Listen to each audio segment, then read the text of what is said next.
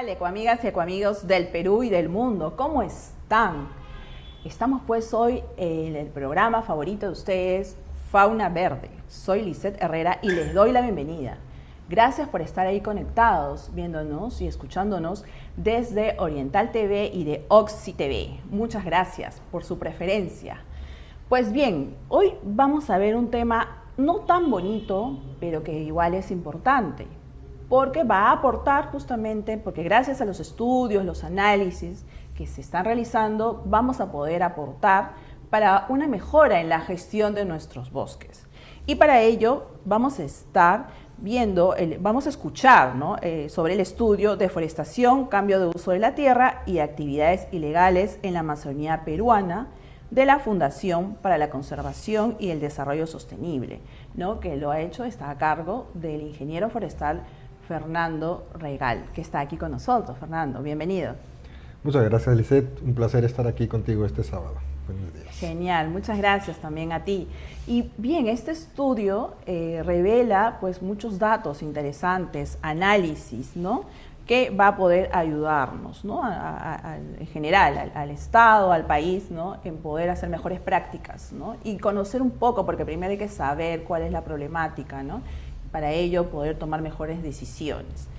Pues Fernando Regal es ingeniero forestal de la Universidad Nacional Agraria La Molina en la especialidad de conservación de recursos forestales. Además tiene una gran trayectoria y experiencia en el desarrollo de proyectos de conservación de la Amazonía peruana. Fernando, cuéntanos un poco de este estudio. ¿Cuál ha sido el objetivo de este estudio?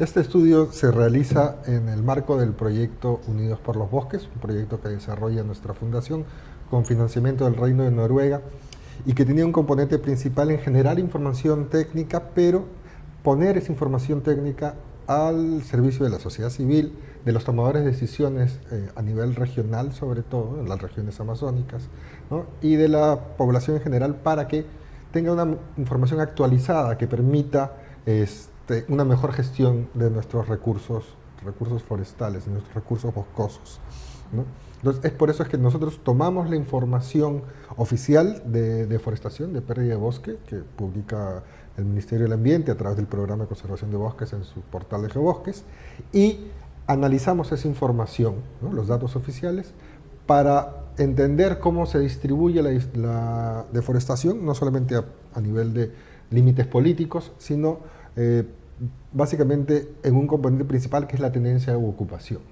¿no?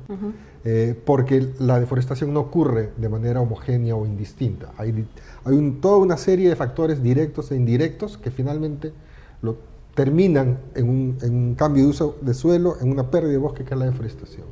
Pero dentro de todos esos factores está también la tenencia como un factor muy importante, y eso es lo que queríamos poner en relieve en este estudio. Claro, o sea, digamos que ustedes han tomado la información que se brinda, que se realiza a través de los satélites, ¿no?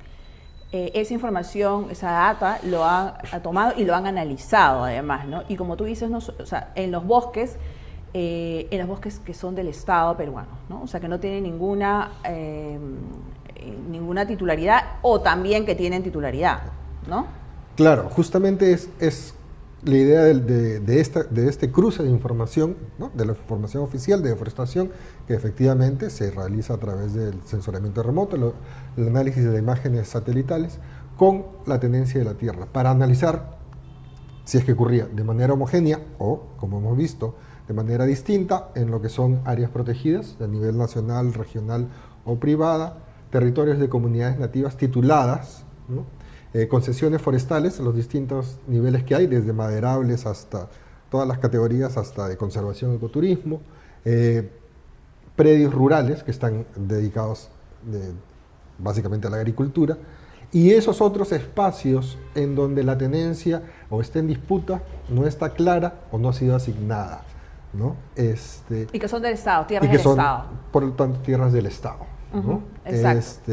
Y ahí lo que hemos encontrado es que justamente es en estos espacios que son tierras que no tienen una tenencia asignada, que son tierras públicas, o que están en proceso, o que están en juicios, ¿no? Porque, o en alguna forma de que no está definida la tenencia, es en esos espacios donde se da la mayor parte de la deforestación. Exacto.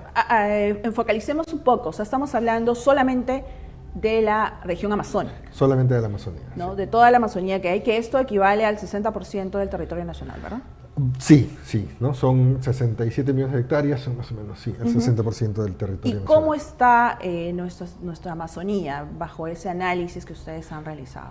Claro, ahí hay que analizarlo de distintas maneras. La información oficial está publicada desde el 2001 hasta el 2023, es el último año. Obviamente eso no quiere decir que entonces, antes del 2001 no ocurrió nada, ¿no? Pero es la línea base. Es la línea base, tenemos nuestro punto de inicio del análisis. Entonces, en ese periodo de tiempo, el Perú ha perdido 3.05 millones de hectáreas de bosque, ¿no? En todo ese tiempo, del 2001 al 2023. ¿no? ¿Cuántos millones de hectáreas? 3.05 y un poquito más millones de hectáreas. Esos son como nosotros, para tratar de, bueno, ¿y cómo entendemos exacto, eso? ¿No? Sí. Entonces veíamos que eso, bueno, tomando más o menos el tamaño de Lima, son como 11 veces el tamaño, ¿no?, de la ciudad de Lima, ¿no? Si podemos, para poder entenderlo mejor, ¿no? Ajá, exacto. ¿Y qué es lo que han encontrado? Porque obviamente de esos 3.7 millones no es que todo está aeriazo, digamos, no, sino que qué es lo que han encontrado bajo los análisis que han realizado y en qué zonas han encontrado mayor deforestación. A ver, hay 5 departamentos que concentran la mayor parte de la deforestación, ¿no? Tanto reciente como histórica, que son Ucayali, Loreto, San Martín, Huánuco y Madre de Dios. Claro, ¿no? que además son los departamentos que concentran el mayor territorio de Amazónico. Amazónico, ¿no? Efectivamente. ¿no? Exacto. De todos esos, el que presenta mayor pérdida ha sido Ucayali. Okay. Y le sigue Loreto, ¿no? Ambos por encima del 500.000 de hectáreas perdidas, ¿no? Pero ahí hay una diferencia sustancial. Loreto tiene 34 millones de hectáreas. Ucayali tiene 9. Exacto, ¿no? es más grande, por lo tanto, matemáticamente. Claro, proporcionalmente. Ucayali, que además está Ucayali y Huánuco, ¿no? La sección, el límite de frontera, exactamente, Puerto Inca, Atalaya, esa zona entre Ucayali y Huánuco es la zona que ha tenido las mayores tasas de deforestación históricas, porque están además conectados pues con el resto del territorio, ¿no? Hay regiones de Loreto que están mucho más apartadas, eso quiere decir que han tenido menos presiones hasta ahora, pero bueno. Y entonces, bueno, eso ya más o menos lo conocíamos, hemos visto qué es lo que ha ocurrido, pero una de las preguntas que nos hacíamos y que siempre cuando se hacen este tipo de análisis es, bueno, pero ¿qué ha ocurrido con estos espacios? ¿No? Se deforestó hace 10, 15, 20 años y ahora, entonces, ahí hemos cruzado la información de deforestación, la información de tenencia y la información de cobertura y uso de la tierra. Actualmente el Perú tiene, a través de una iniciativa muy buena, que es una iniciativa regional, que es la iniciativa Más Biomas, ¿no?, que incorpora a todos los países del bioma amazónico y genera información de calidad, de cobertura y uso de la tierra anualmente, ¿no? Y hay información, va esto felizmente hasta más allá, hasta el 85, pero podemos analizarla para esta línea base que tenemos, para este espacio que tenemos. Cuando hicimos nosotros el análisis teníamos información hasta el 2022, así que eso fue lo que analizamos. Y lo que encontramos es que, y lo que hicimos es cruzar, ok, esta es la deforestación, vemos qué cosa es lo que ve ahora actualmente el mapa de cobertura y uso.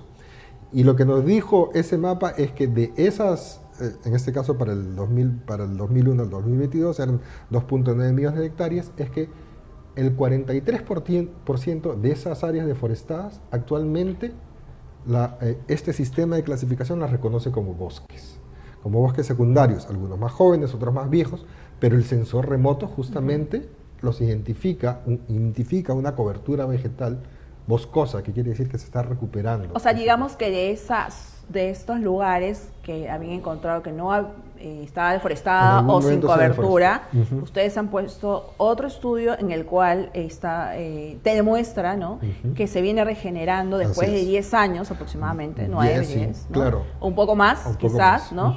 Que el bosque está regenerándose naturalmente, ¿no? Claro, ya las causas, lo más probable es que sea por regeneración natural, ¿no? Parte de nuestro interés como fundación al publicar este estudio también es promoverle la curiosidad, por decirlo de alguna manera, el interés en otras organizaciones, ya sean estatales o universidades u otras instituciones de la sociedad civil, ONGs, para hacer estudios más específicos. Más profundos, claro, de campo, digamos, ¿no? Porque esto es más un poco sobreponiendo capas, ¿no?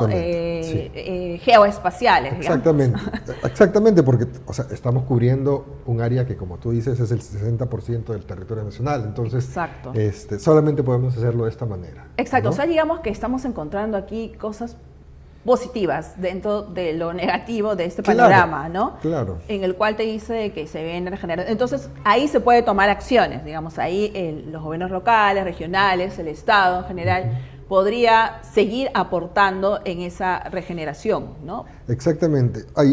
Una de las cosas que podemos utilizar esta información como base, no digamos que es el resultado final, pero como base es, el Estado tiene y ha identificado unas brechas en lo que es restauración de ecosistemas. Ah, exacto. ¿No? Sí, entonces, los compromisos internacionales. Hay compromisos. Ok, entonces utilicemos esos espacios que también están identificados con este tipo de información para ver cómo estamos con esas brechas. ¿Y cuánto equivale este 43%? O sea, en hectáreas aproximadamente. Es aproximadamente 43% de 2.9, me pido que se la calculadora. Casi la mitad, ¿no? Casi la mitad.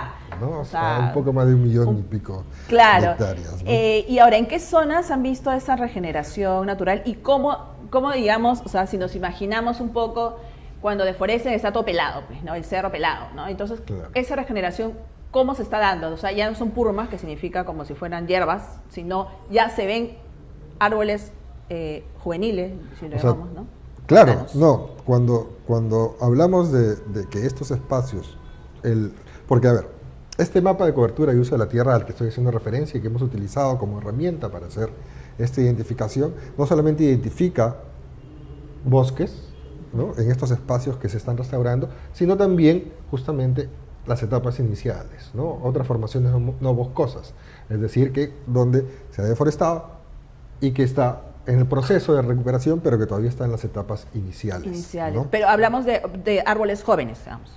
Claro, cuando el sensor, o cuando esta información identifica que es bosque, es porque ya cumple con las características, con la definición de un bosque, es decir, que tienen ya árboles de tamaño, ¿no?, superior a los 5 metros, y que la cobertura de copa excelente, cubre más del 30% del área, en este caso del píxel, ¿no? Fernando, excelente. Entonces, porque ahí también ya siguen formándose, o sea, sigue recuperándose y también hay corredores para los animales, ¿no? O sea, se regenera todo al final, ¿no? Entonces, esto nos permite justamente, ¿no?, tener un mapa, digamos, un poco más real, ¿no? A veces cuando vemos los mapas de deforestación y son pues un poco tristes porque ves todo este espacio rojo que ha estado deforestado.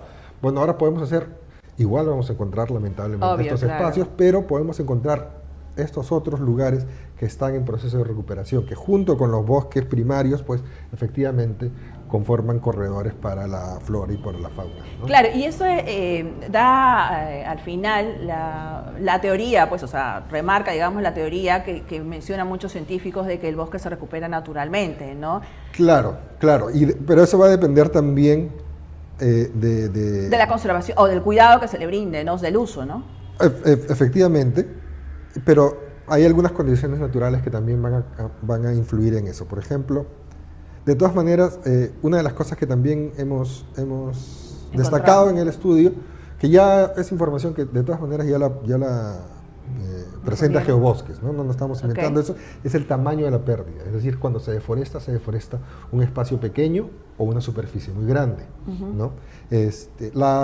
Cuando tienes pérdidas menores a 5 hectáreas, ¿no?, entre menos de 1 hasta 5 hectáreas, podemos decir que eso ha estado tradicionalmente asociado a una agricultura de baja escala, ¿no?, familiar o de... migratoria, ¿no? Sí, en muchos casos. Invaden, digamos, el espacio y lo rasan, lo queman para sembrar, ¿no? A ver, sí. Explícanos. Eso ocurre mucho, pero también puede ocurrir en predios o en espacios donde una familia efectivamente utiliza una porción del bosque. Ya. ¿No? 1 hectárea, media hectárea, 2 hectáreas, ¿qué es lo que puede una familia deforestar? Deforestar tampoco no es una cosa muy fácil, ¿no? Tiene mucho esfuerzo. Entonces, efectivamente se tumba, se tala, se quema para aportar los nutrientes al suelo, porque los suelos en la Amazonía son generalmente suelos pobres y ácidos, y se cultiva ahí. Pero eventualmente eso también pues, se va a agotar, y es justamente ahí cuando se migra a otro espacio o se pasa a otra porción del territorio.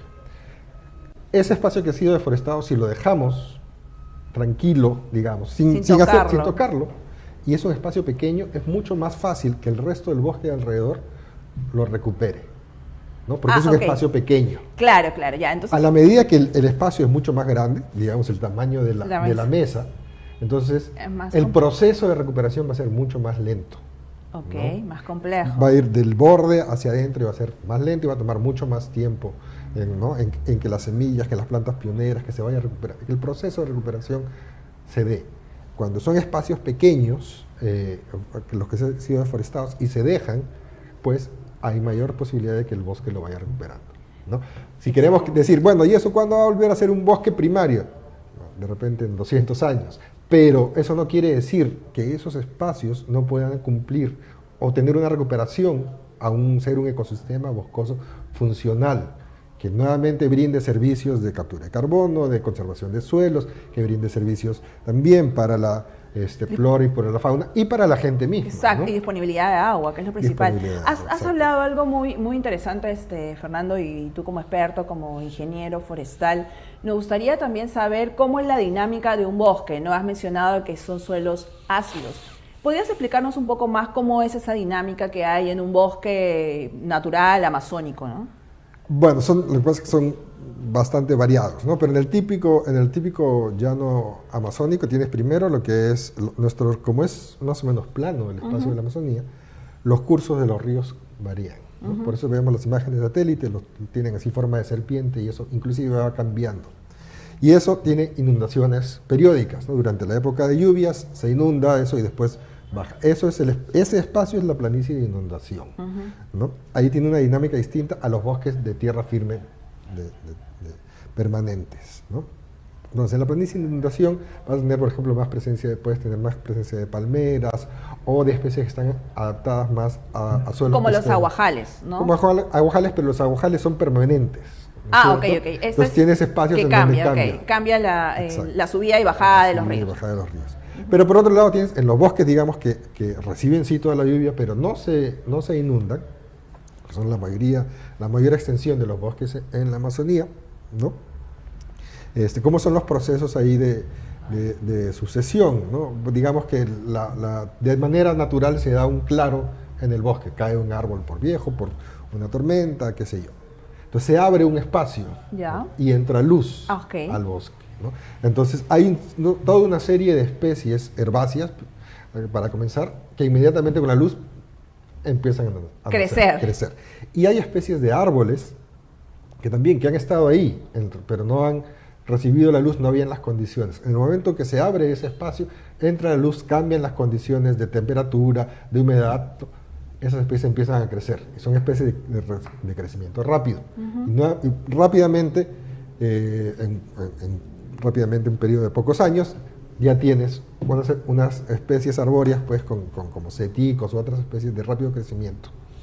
A esas le van a seguir las especies, ya las más características grandes del bosque, que necesitan sombra para crecer, ¿no? Entonces que van a aprovechar la sombra que se crean, y entonces ahí pues los árboles de castaña, de caoba, los lupunas, qué sé yo, los árboles más grandes del dosel amazónico, siguen, una vez que ya está recubierto el dosel, van a volver a crecer, si es que evidentemente hay individuos en los alrededores, ¿no? En algunos casos necesitan también la colaboración de animales. De los animales, claro. El caso típico en la Amazonía de Madre de Dios, sobre todo del añuje que rompe el coco de la castaña y se lleva la semilla, se va dispersando, ¿no?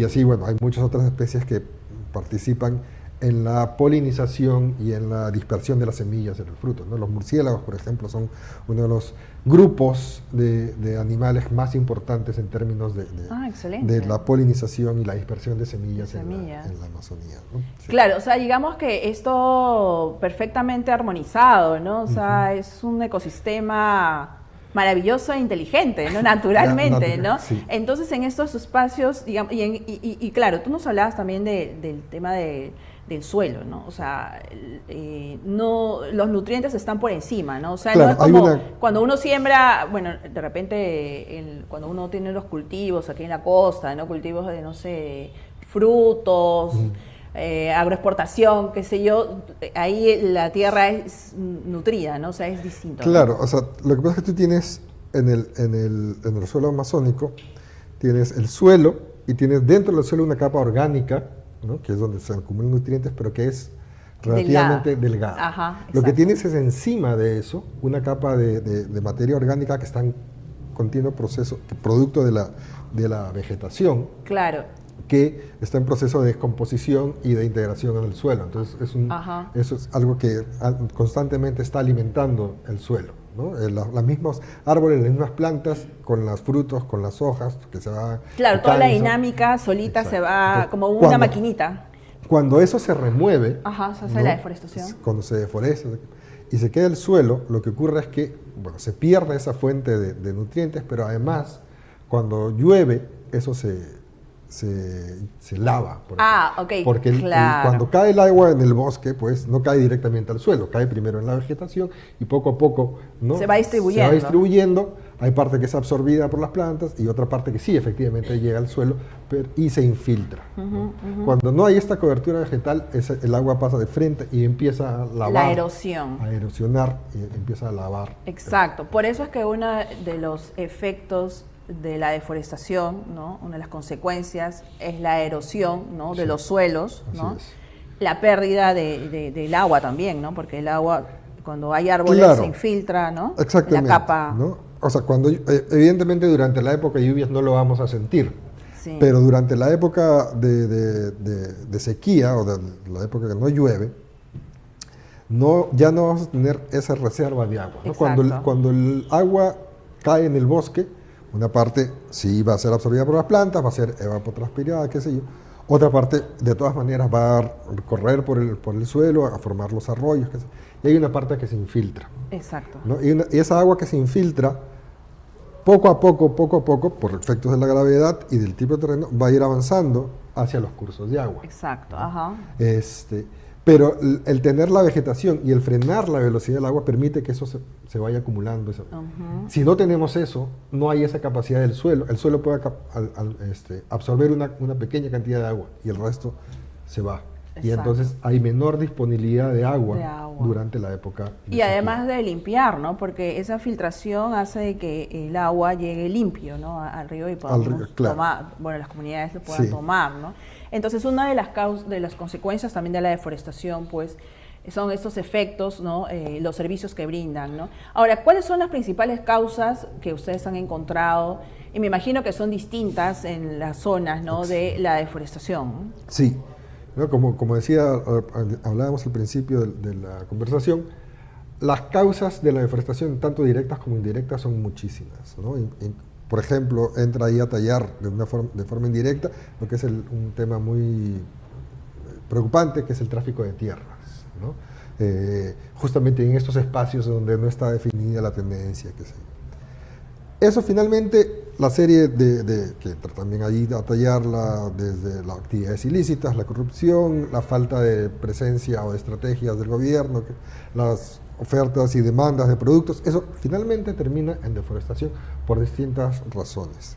Dependiendo de los espacios del territorio nacional van a ser distintas. En términos generales e históricamente, la mayor parte de la deforestación se ha dado por una agricultura de pequeña escala.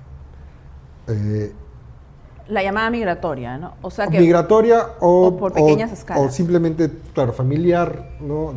Pero que van invadiendo, ¿no, Fernando? O sea, van invadiendo. En muchos casos espacios, sí, cuando justamente, sobre todo, estos espacios que no tienen una tendencia definida porque se da el tráfico de tierras, entonces se ofrece también a la gente, ¿no? Okay. ¿no? Venta de terrenos, ¿no? Es necesariamente, en muchos casos hay invasiones, sí, de per se. Pero en otros casos también son procesos de... Se estafan, pues es una estafa, ¿no? O sea, porque además, como ya hemos visto, que si tú quieres sembrar algo, te va a durar poco y por eso, porque tiene pocos nutrientes, como has mencionado también. Claro, una de las razones de este tipo de agricultura es, hay distintas, ¿no? Pero entre ellos es la falta de un soporte técnico que permita... o sea, elegirlos desde la elección de los productos o los cultivos hasta la forma de hacerlo para justamente mejorar la productividad, utilizar mejor el espacio y no tener que después abandonarlo para... Claro, pero ahora en la zona sur donde está Madre de Dios, ahí, o sea, no creo que hayan encontrado ninguna recuperación de o sea, un bosque. También. A ver, nuevamente, regresando a que las causas son diversas y en función al espacio afectado la recuperación va a ser factible o no. Cuando encontramos, una de estas causas directas de la deforestación es el de la minería ilegal. ¿no? Ilegal en la Amazonía, la minería aurífera, ¿no? Que se ha dado sobre todo en región del corredor, famoso corredor minero en Tambopato, en Inambari y en Madre de Dios. ¿No? Efectivamente, por la forma en que ocurre la deforestación, que no solamente es la remoción del bosque, sino es el revuelo del suelo, ¿no? Y el lavado del suelo para buscar esta capa de oro, es que hay una transformación total del paisaje. Claro. ¿No? No solamente es la remoción del bosque, sino contaminación. La contaminación con mercurio, pero además el paisaje cambia totalmente. Y ahí encontramos, ¿no? Cuando vemos estos mapas de cobertura de uso, que ahora se identifican muchos como cuerpos de agua o formaciones que antes no habían, y son el residuo de esta actividad minera.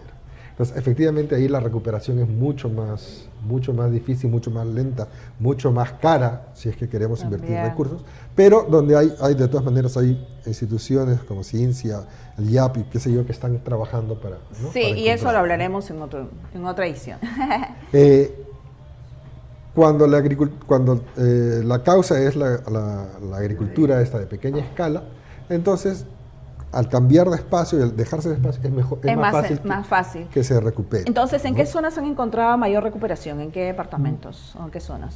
A nivel nacional, se da el 43%, cambio, pero no mucho a nivel nacional. Pero una de las cosas que yo quise traer solamente como dato, ¿no? Es que justamente, ¿no? Hablábamos de comunidades nativas. Porque, ¿no? Regresando a que la deforestación afecta distinto dependiendo del tipo de tenencia. Entonces, las áreas protegidas son distinto tipo de nacional, regional o privada, con algunos casos que puedan haber, pero en términos generales son donde mejor está conservado el bosque. Ok, perfecto, ¿no? Áreas naturales protegidas. Después las concesiones forestales, en general también, hay algunos casos particulares que ya tendría que analizarse con más detalle en concesiones forestales maderables, que pueden ser producto de invasiones, y donde le dan, digamos, algunos datos muy altos de Pero son concesiones activas, concesiones sí, ¿no? forestales, porque a ellos les conviene obviamente cuidar sus espacios para seguir aprovechando. Claro, el concesionario formal tiene que cumplir, tiene un plan y tienen problemas también con invasiones, con este tráfico de tierra, ¿no? Y después están las comunidades nativas, ¿no? Las comunidades nativas de nuestros pueblos originarios, las tituladas, porque hay otras que están en proceso de titulación, pero hemos querido trabajar en esto con las que estaban tituladas, ocupan el 19% ocupan 19 millones de hectáreas. De hectáreas, claro, son bosques de las comunidades indígenas. Sí. Pero en el ranking, digamos, de la deforestación, de las categorías, representan el 19% de la deforestación total, ¿no? Que son un poco más de 580. O sea, también sufren, obviamente, también, claro. ¿no? Y ahí es porque, o sea, tú puedes tener, ahí tienes, y hay que separar dos cosas, ¿no? Una es las propias actividades de los pueblos, que también hacen agricultura. Pero nuevamente, esta es agricultura en un espacio Es pequeño. pequeño, exacto, o sea, se combina. Que lo combinan ellos con otros espacios y que permite que ese Exacto. bosque se recupere. Eso, de todas maneras, estará registrado, pero es una porción muy pequeña. Claro, porque es manejado, pues, es manejado Exacto. de todas maneras. Entonces, lo que nos indica los datos que en las comunidades hay el 19% de deforestación, que esto ha representado más de 580.000 hectáreas en todo este periodo, es que justamente nos pone de frente, nos dice las presiones y las amenazas que sufren estos pueblos. Que hay, ¿no? claro. Producto de invasiones, nuevamente, tráfico de tierras, producto de la minería ilegal, que también Cultivos está ocupando, ilegales, como la y coca, ¿no? cultivos ilícitos. Esa es una de las cosas que hemos también analizado, ¿no? Y que estamos encontrando que lamentablemente hay un incremento. Se supone que según los datos oficiales ha habido una disminución que es mínima, además. en la superficie, pero lo que nosotros vemos es que en la Amazonía, por ejemplo, hay un aumento en algunas regiones y que regresando al tamaño de pérdida, decíamos que el 70% de la deforestación ocurre en superficies menores de 5 hectáreas, que está asociado a la agricultura de pequeña escala. Bueno, justamente ahí, disfrazado, enmascarado en esos datos, está el incremento del cultivo ilegal de coca. De la coca, ¿no? Sí. Claro. Ahora, entonces digamos de que si es que estos bosques, ¿no?, tienen alguna titularidad, por decirlo, ¿no? Porque hay diversas modalidades, ¿no? Como ha mencionado Fernando, ¿no? Concesiones forestales, concesiones de investigación, de conservación, ecoturística, ¿no? Cuando tienen las comunidades, ¿no? Entonces, cuando tienen un uso, ¿no? Como le llaman una tenencia, o una propiedad o una tenencia a través de un contrato con el Estado. Exacto. ¿No? Hay una formalización del uso. Exacto. Esas son las que Las que mejor están conservadas. Entonces, los gobiernos regionales que tienen amazónicos, que tienen las competencias forestales y de fondos silvestres transferidas, pues deberían de continuar con estos procesos, ¿no? De poder seguir entregando en distintas modalidades de la titularidad o las concesiones que hay, porque es donde ahí han encontrado pues un menor... Sí, menor deforestación, y también eso sirve como, pero de todas maneras, o sea, brindamos esta información para que justamente las autoridades puedan tener en cuenta, oye, pero no están libres de problemas, ¿no? Entonces también analiza qué está pasando con los pueblos, las tierras de los pueblos, de las comunidades nativas en tu región, qué está pasando con las concesiones forestales, que en algunos casos también están presentando deforestación. Y lo que quería comentar es que en el caso de las comunidades nativas está tomando algunos datos para Ucayali. Voy a hacer acá un publicherry en la página web de FCDS. Ah, claro. fcds.org.p. FCDS. Sí, de la Fundación para la Conservación y el Desarrollo Sostenible. En nuestra página web tenemos una herramienta que se llama CISBosques, en donde están básicamente los datos de este estudio, los datos base para este estudio están ahí, CISBosques, ¿no? Exacto, que es Fundación para la Conservación y el Desarrollo Sostenible. fcds.org.p. .org.p, que viene investigando pues toda esta problemática. Y ahí uno puede, tu público, pueden entrar y ver por departamento, por provincia, por distrito y además por tenencia de tierra cómo está la deforestación. Y entonces ahí, utilizando esa información, a ver, Ucayali, ¿no? En Ucayali las comunidades nativas entre el 2001 y el 2022 perdieron un poco más de 100.000 hectáreas de bosque, ¿no? De todas maneras es una superficie grande. Sin embargo, si regresamos al análisis de qué es lo que ha ocurrido con esos espacios, encontramos que casi el 60% de esos espacios deforestados actualmente están reconocidos como bosque, ¿no? Que son un poco más de 50.000 hectáreas, ¿no? Entonces eso quiere decir que sí, han tenido o tienen todavía presiones y amenazas, pero también hay en un porcentaje mayor al resto de los espacios una recuperación de los bosques, y eso es algo que nos parece... La regeneración positivo, que mencionas. sí. Y específicamente en tierras de comunidades nativas es mayor que en el resto del territorio. Entonces es algo que nos parece... ¿Y en qué zonas distintas? En Ucayali, ¿no? Esto es para Ucayali, pero es algo que vamos a encontrar claro, en otras regiones también. Hemos estado viendo estas semanas el tema de la minería ilegal, ¿no? Entonces creo que eso es una de las grandes amenazas. Vi justamente el documental, no sé si lo lograste ver, sobre la minería ilegal el domingo pasado, de un colega, amigo mío también, José Vázquez, ¿no? Del canal de Latina, que ha sido un gran trabajo que ha hecho, lo felicito, de verdad, me encantó. Pero que además da miedo, ¿no? O sea, da miedo lo que se viene gestando, ¿no? Porque no solamente están, ya nosotros pensamos que solamente está en Madre de Dios, no, o sea, están siendo amenazadas otras regiones amazónicas, en Loreto, en Ucayali, en Puno. La minería como driver directo de deforestación, todavía en el resto de regiones, es de los menores, ¿no? Comparado con, efectivamente, con Madre de Dios, pero Madre de Dios es, digamos, la radiografía de lo que nos dice qué puede ocurrir en otros espacios, ¿no? Nosotros conversábamos en algún momento con autoridades de Amazonas, por ejemplo, ¿no? En donde casi el 70% de la superficie de bosque está justamente en territorios de comunidades nativas, y ellos mostraron la preocupación de que la minería se convierta en un problema, que además no es un problema solamente ambiental, es un problema social. ¿No? Porque fractura las sociedades de las comunidades nativas. ¿A qué me refiero? Y eso ya está documentado, no necesariamente en este estudio, pero por otros casos en que se conoce que llegan los operadores de la minería y entablan tratos con alguna parte de la comunidad para decir, te alquilo las tierras, te vamos a pagar tanto para hacer minería. O sea, no es porque, no, que vamos a sembrar yuca, no, es para hacer minería. Y le vamos a pagar tanto. Cuando tienes poblaciones que tienen pocos recursos y pocas alternativas, entonces eso genera pues un incentivo perverso. Y dices, bueno, con eso voy a poder dar de comer, alimentar, educar. Como lo fue la coca. Exactamente. Como lo fue la coca. Pero eso genera pues todos los riesgos que ya se conocen. Y hay otra parte, en muchos casos, de las comunidades que están en contra, de la comunidad que está en contra. Entonces ya eso genera un choque y una fractura. Entre ellos. Entonces no es solamente un problema ambiental, que es de lo más serio que ya hemos comentado, pero también social. Social, claro, es terrible. O sea, esa actividad sí nos llevaría, o sea, sería un impacto súper negativo para el país. Y para el cambio climático, que estamos en tiempos, ¿no? Al contrario, de enfrentar esta situación, ¿no? Y entonces hay que pararlo, o sea, tiene que haber alguna solución, ¿no?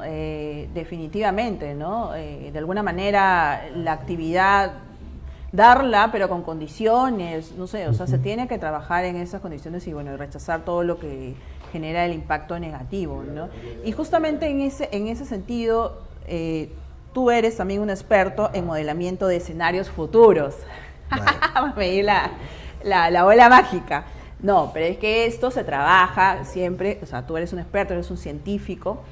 ¿Cómo ves el escenario futuro partiendo de este análisis, estudio que tú has hecho de 2000, bueno, de lo que has recogido desde el 2011 al 2023, ¿no? Y sabiendo que has encontrado cosas positivas, y bueno, todos los elementos que tú has encontrado en tu estudio, ¿cómo sería nuestro futuro, ¿no? Con los riesgos, los positivos, lo negativo que hay? Fernando, por favor, o sea, algunos expertos ya súper negativos dicen pues que estamos en un punto de no retorno, ¿no? Pero eso es ya el extremo. Claro. Cuéntanos, o sea, ¿qué piensas tú desde tu expertise, desde tu experiencia, tus conocimientos, ¿no? ¿Cómo ves este futuro, ¿no? Nuestra Amazonía. Bueno, lo que encontramos es que, si bien hay efectivamente algunos datos, algunas cosas positivas que podemos rescatar, como es la recuperación, ¿no? de los bosques, como es el rol que efectivamente están cumpliendo las áreas protegidas en conservar tantos espacios importantes de bosques en la Amazonía, ¿no?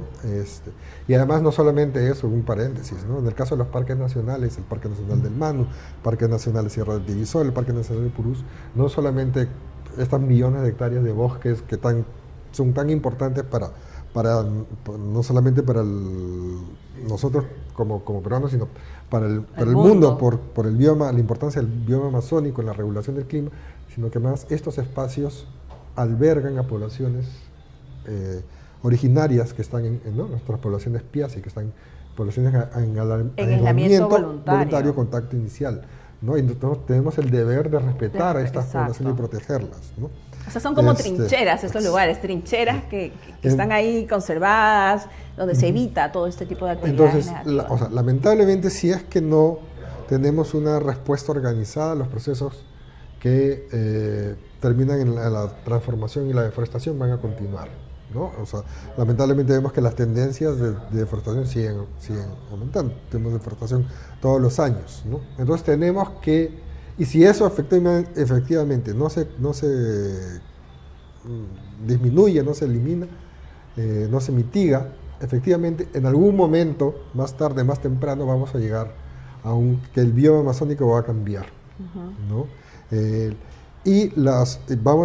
Va a empezar esto no en el Perú, en la región suroccidental de la Amazonía, más cercana al sureste de Brasil, cercano a Paraguay y a esa zona, en donde el bosque amazónico, bosque tropical, las condiciones van a cambiar y ya no, por las condiciones bioclimáticas, va a dejar de ser un bosque, va a pasar a ser una sabana que tiene una estructura distinta y tiene un rol distinto y una función distinta en la regulación del clima. O sea, se puede transformar ese bosque así frondoso en una sabana. Porque las condiciones climáticas van cambiando. Van cambiando. O sea, lo dices porque el sur, ¿por qué en esa porque zona? es la región que por la estructura del bioma es donde se va a dar primero, en primera instancia, ¿no?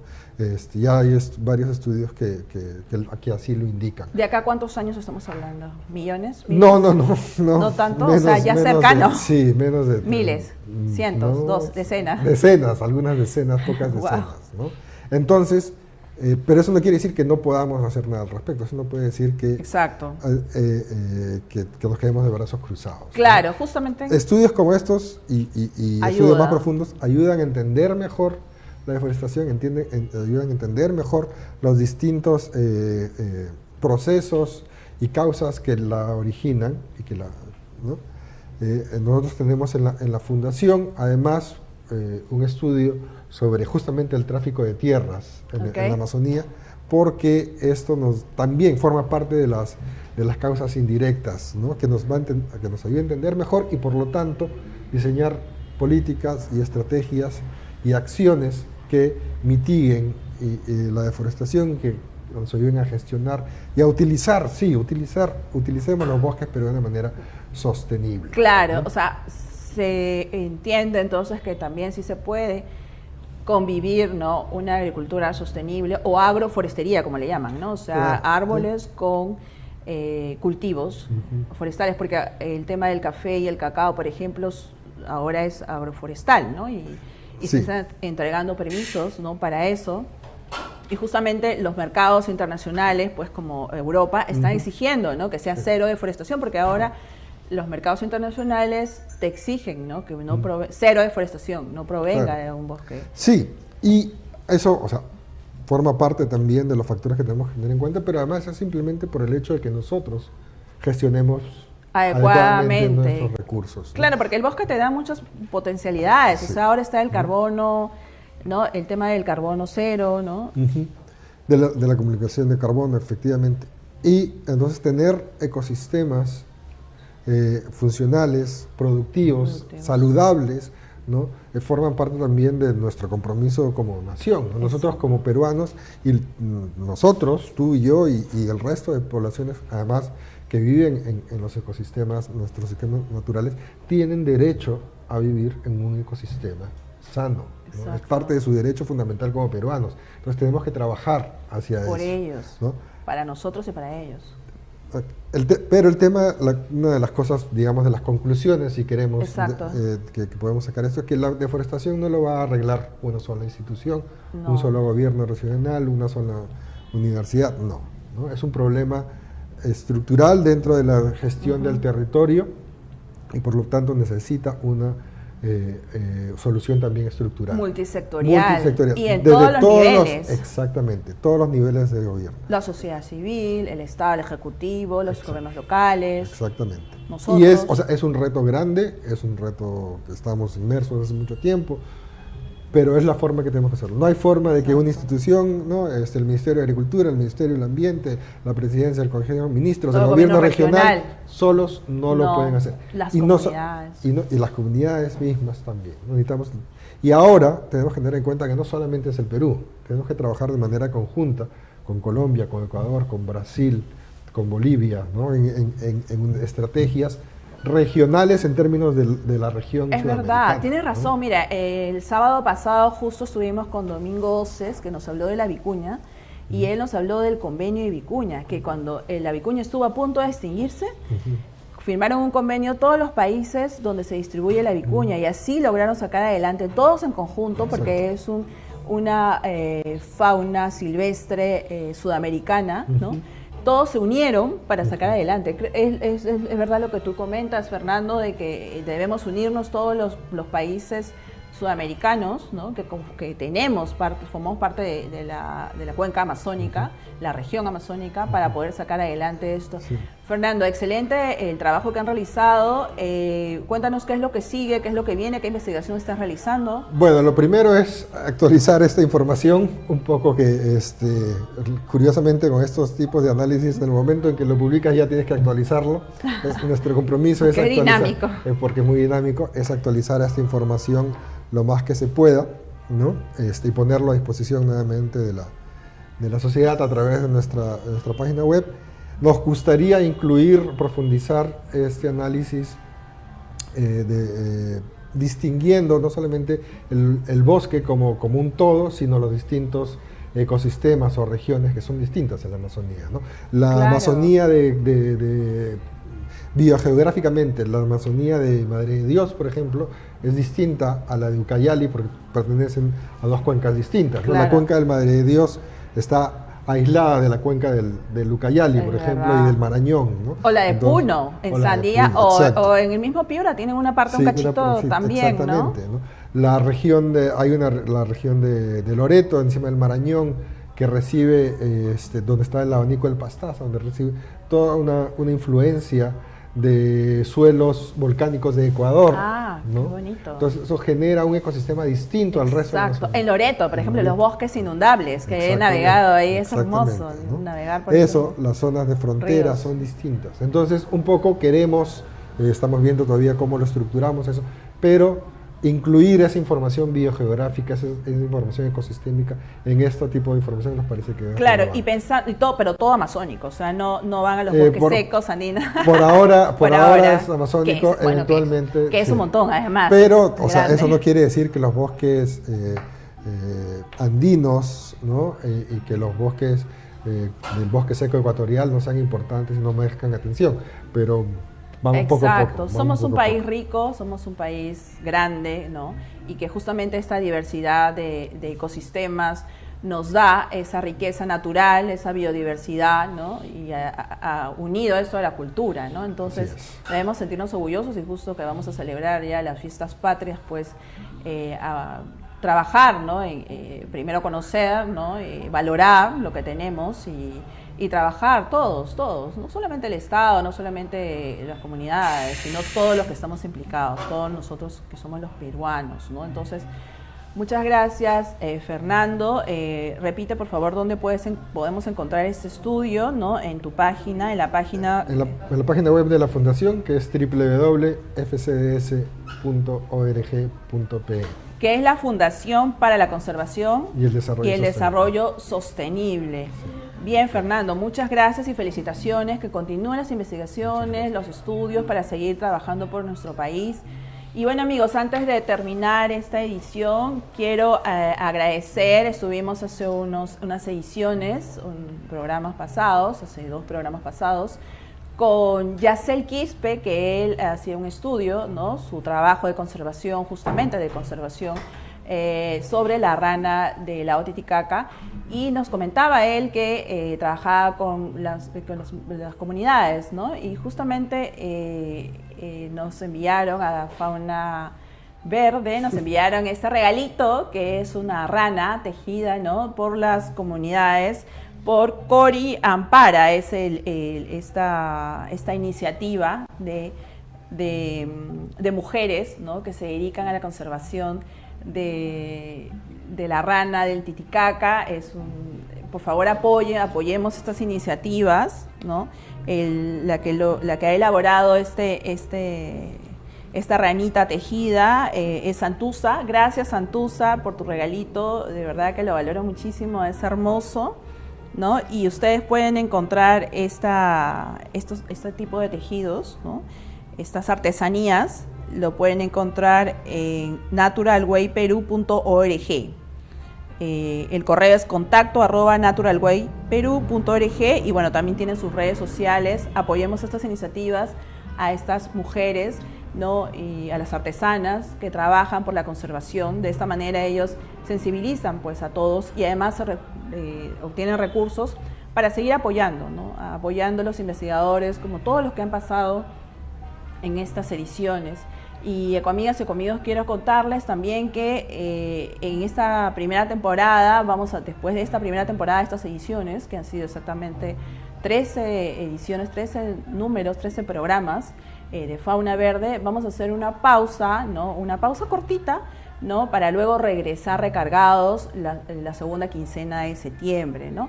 Siempre agradeciéndoles y siempre además diciéndoles que se conecten, contacten siempre a Oxy TV, que vamos a tener ahí novedades también, en Oriental TV, y también tenemos la página de Fauna Verde por Facebook. Ahí vamos a seguir pasando los videos, y los que se han perdido las ediciones anteriores, todos los investigadores que han desfilado por aquí, que nos han acompañado y que son tantos y tan maravillosos, que son solamente, o sea, además existen mucho más, así que vamos a seguir trabajando con ellos y dedicándoles pues estas ediciones a ellos, a estas personas, a estos científicos que, como siempre lo recalco y lo seguiré resaltando, dedican su vida, ¿no? Ellos viven por cada una de las especies, por la biodiversidad, por investigaciones, ¿no? Así que sigan conectados con nosotros, que vamos a seguir difundiendo toda la información respecto a nuestra biodiversidad, medio ambiente y la ciencia.